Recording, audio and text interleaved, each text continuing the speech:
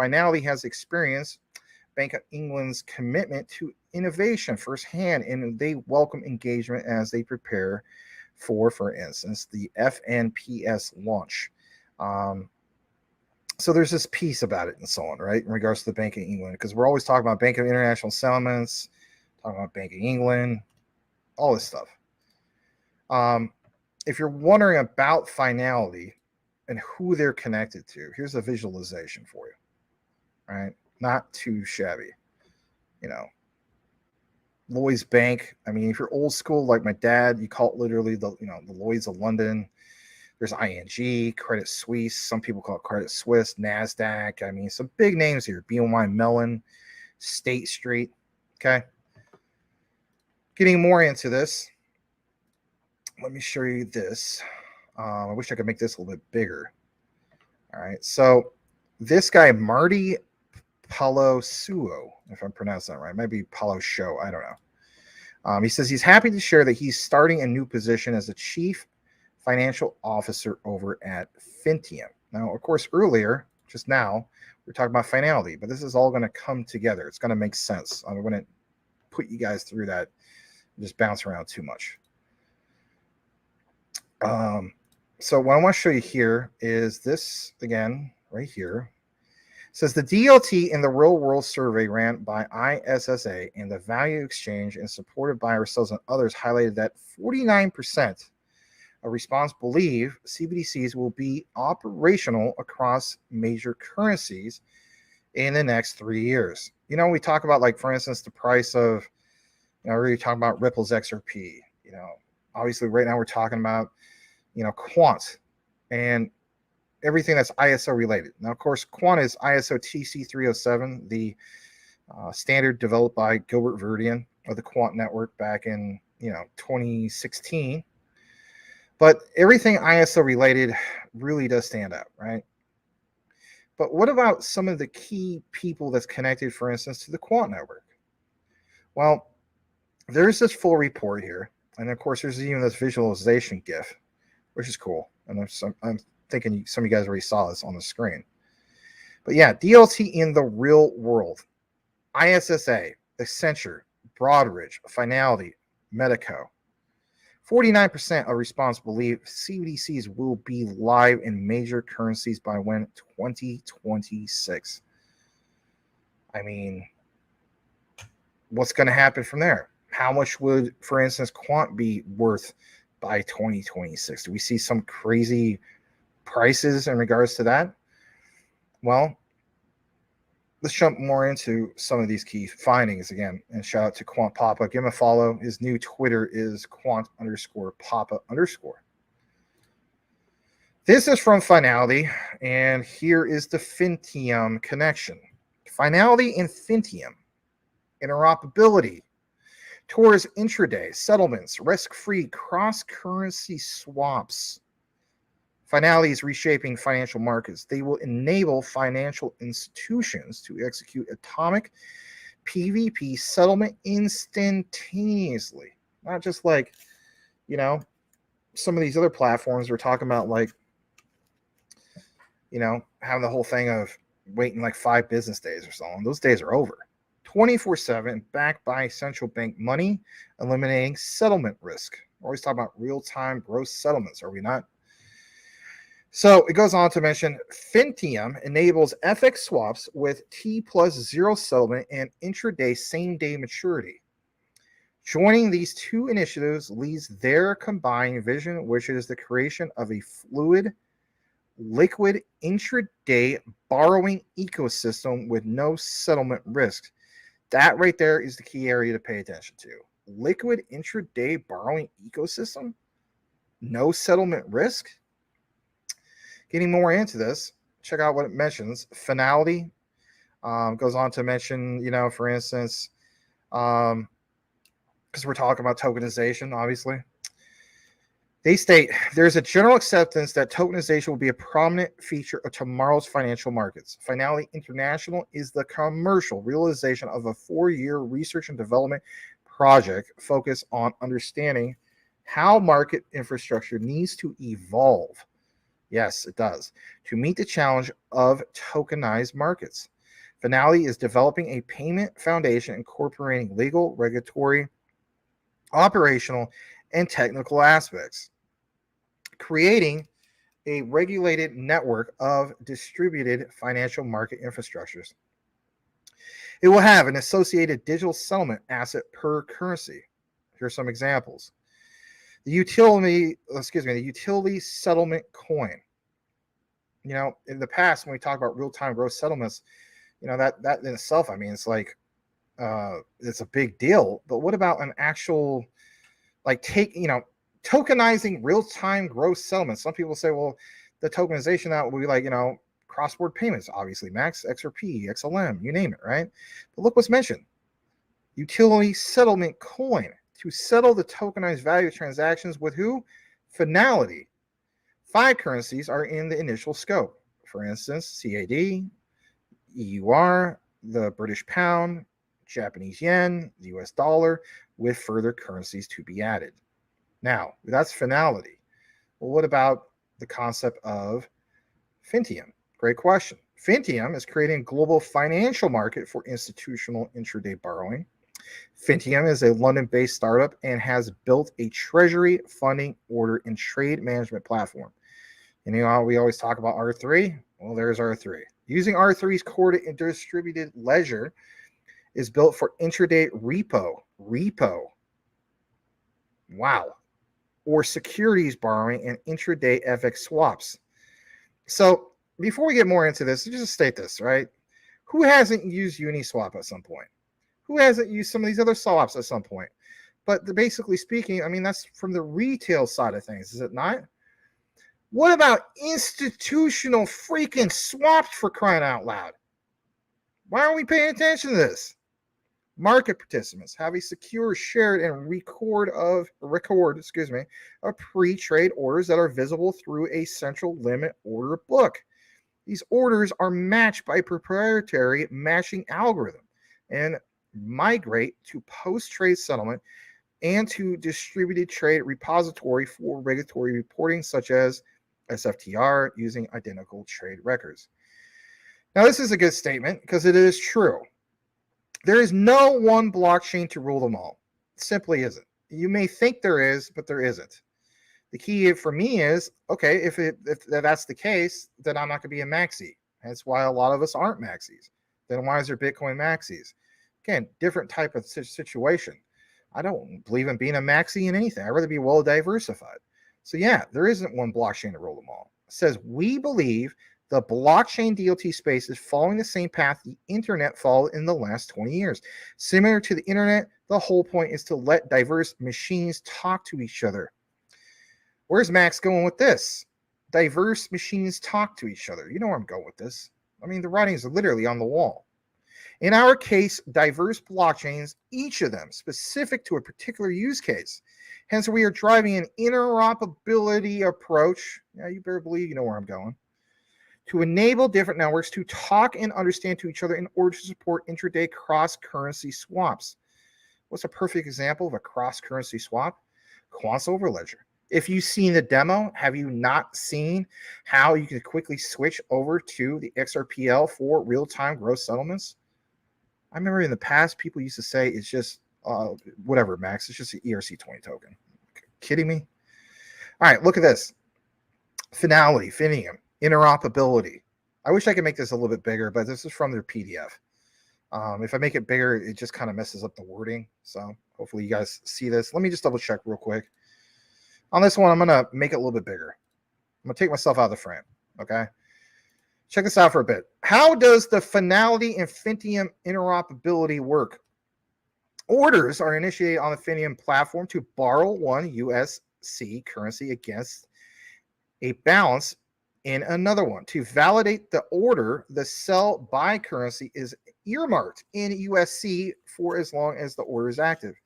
This is a request to the USC network triggered by, of course, Corda flow. Wow. When the earmark is complete and checked by settlement oracle in Corda, then the order in Fintium is considered valid. When a matching order is found in Fintium, then the settlement process is initiated and requested from Finality Finality's platform. Kind of had an itch right there. Two simultaneous and atomic payments are made PVP, representing, the near leg of the FX swap. The FX swap matures. The opposite process is triggered by the maturity time for the far leg. Gives you an example how this all works, how this all comes together. But the bottom line is this: finality with Fintium, interoperability, connection to any blockchain, especially what? Hyperledger, Corda, or a legacy platform. We talk about the flip of the switch. You got to get to that point where it's not necessarily just so much of the flip of the switch, but also creating that mechanism for the legacy systems. Foundations, currencies in which the USD is available, gives you that example, built by who? Fnality. Why is Fnality referenced here? Well, look at what it says. Platforms for just that. Businesses and their applications, securities settlements, exchange clearing, trade finance. We're always talking about, obviously, about XDC and so on. R3, that R3 Corda bridge, to just that. The trade sector. That's huge, right? Is it not? But those are grayed out on this example. The key thing is understanding what you have through interoperability with Fintium. Talks about the PVP and how that all goes down to some of these, what they call foundations, which are the currencies in which USC is available. So this was only like 2 pages. I thought I'd bring it to you guys. Let me come back into the frame. Hold on a second. I got to hit the right button. There we go. There's obviously more about this. And, Quant Papa really, in my opinion, did a really good job at just bringing this to us and so on. So here's a little bit more. And like it says, DLT in the real world for 2023. Let me just double check the settings real quick. And it mentions DLT and digital assets have, of course, had tumultuous year in 2022, 2023, mainly because, the bear market, the crypto winter. But our 4th annual industry survey into, where and how DLT is being used highlights a steady increase in the maturity of this technology across the capital markets. What kind of capital markets? A capital markets ecosystem, right? Where you have literally tremendous use case for these platforms and what they sit on, but those institutions coming in, making atomic swaps or institutional swaps, whatever you want to call it, right? It's huge, absolutely huge. Look at this. There's the other example. This was actually from the PDF. Quant Papa was able to capture this and make it a little bit better for us. So in that PDF, we were showing you like the interoperability before intraday borrowing, after intraday borrowing, the Fintium's platform. But what about how, like it says, how does the Finality and Fintium interoperability work? Well, we showed you this from the PDF. Here's the highlight just in case you missed it. It says this is a request to the USC network triggered by a Corda flow. Remember I mentioned that earlier? When the earmark is complete and checked by a settlement oracle in Corda. How about this last part?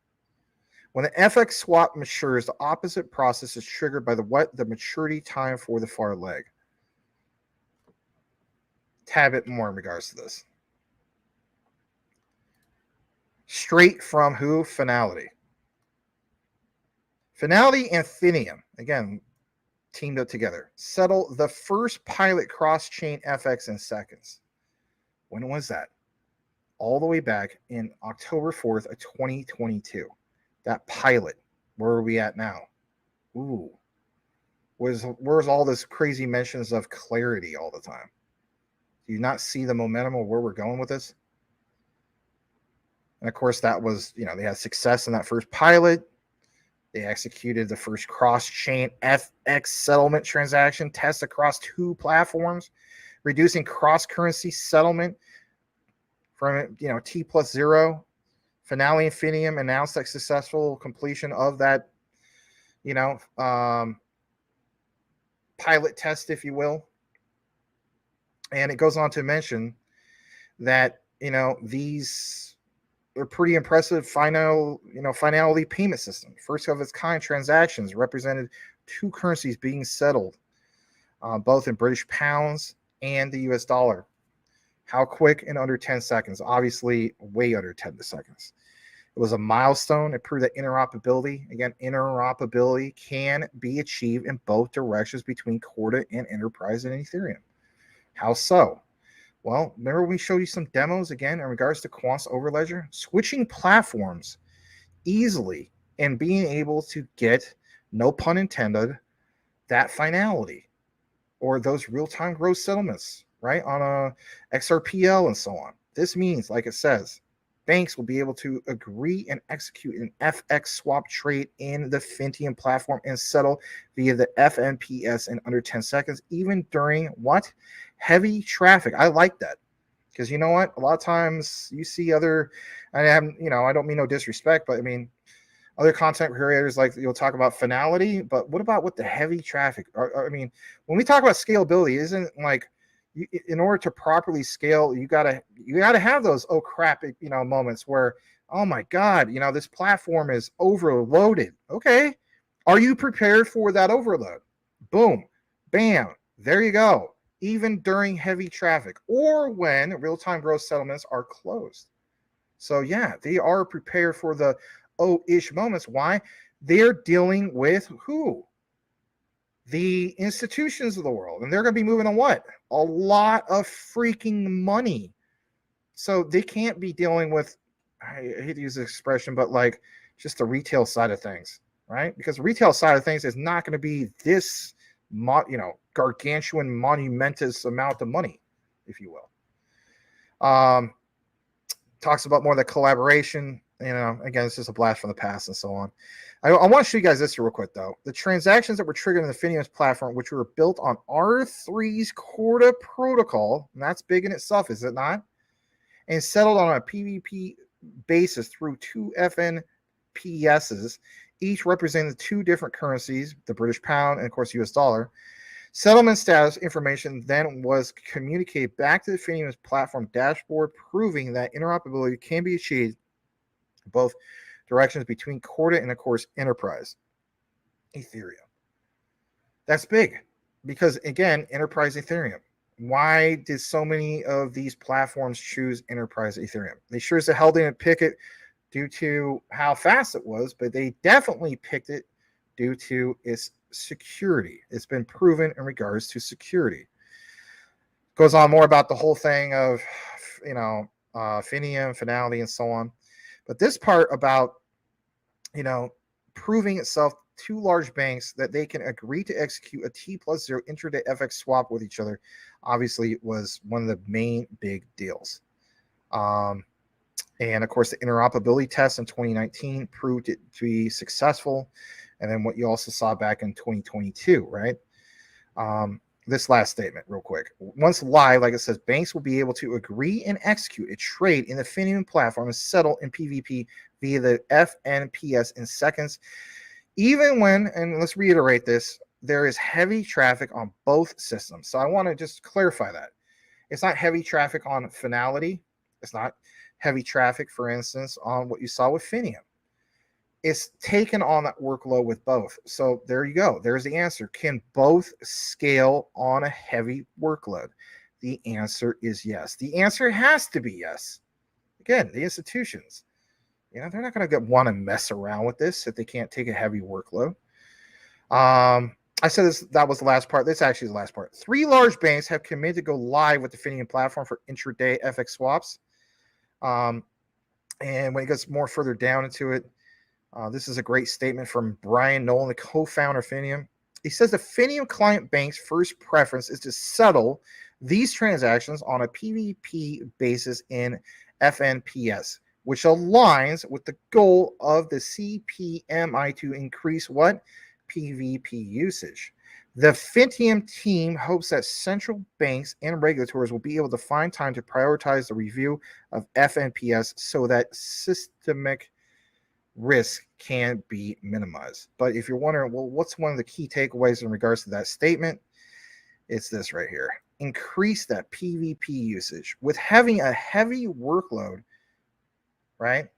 And being able to settle in under 10 seconds with that heavy workload, well, that tells you that's not just utility being in motion. That's unbelievable amount of utility in motion. And that's huge. I sign me up, because I'm glad I understand and done the research in regards to the platforms that allow for interoperability, hence Quant's overledger, when it comes to all of this. And just in case you were wondering more about the profile of some of these guys, here's Brian Nolan, Fintium Bank Treasury, intraday liquidity. He has a profile. And who is he connected to? I thought Max was just going to end it there. No, I got to show you this real quick. The bank, like it says, the Bank of International Settlements Innovation Hub published a fascinating interim report on Project Mariana. All sorts of different projects, right? He, of course, gave his thoughts on it. And there it is, from the Bank of International Settlements on the report, kind of like a pamphlet, if you will. Cross-border exchange of wholesale CBDCs using automated market makers. When was it published? June 2023. Who's referenced at the bottom? Banque de France. Who's the overseer committee? Believe it or not, even though some people think, oh, I should say think. I mean, we know that when it comes to Bank of International Settlements, they are the central bank of central banks. But if we're looking at things like, is there oversight? The oversight to the Bank of International Settlements is the Banque de France, and that's big. Tad bit more. I want to show you guys this part. And here's the interesting part, because this is a long read up. So this guy he said, he's giving his take on the whole report. This part, just like it says on the screen, it is interesting. And that is that the Bank of International Settlements has proposed a structure for the interbank spot FX market that is similar to the Uniswap circle structure. Did Max not say that earlier? Comparing this to Uniswap. Yes. Why would he use the example? I was just pulling out of thin air. I wasn't pulling it out of thin air. It was a great analogy. Sorry. Sometimes I don't like, I'm a humble guy. All right. But that was a good analogy. Perhaps there's a view in the industry that using AMMs for FX should be tied together with instant settlement of spot FX transactions. However, that doesn't align with what Fintium has heard from clients.